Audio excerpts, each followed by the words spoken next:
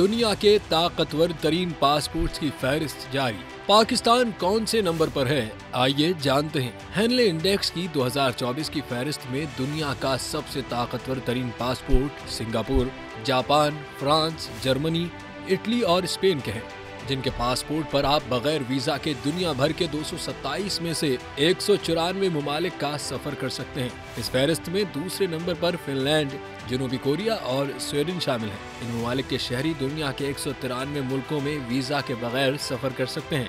Henley passport index की दर्जाबंदी में तीसरे नंबर पर 4 यूरोपीय ममालिक ऑस्ट्रिया, डेनमार्क, आयरलैंड और नेदरलैंड्स को दुनिया के 192 ममालिक तक वीजा फ्री रसाई हासिल है।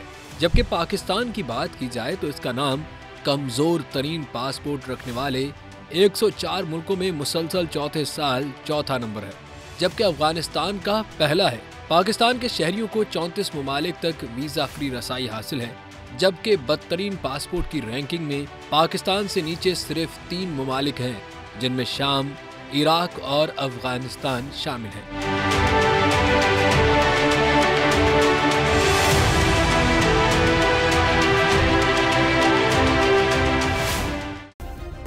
सब्सक्राइब करें और बेल दबाएं ताकि कोई खबर रह न जाए।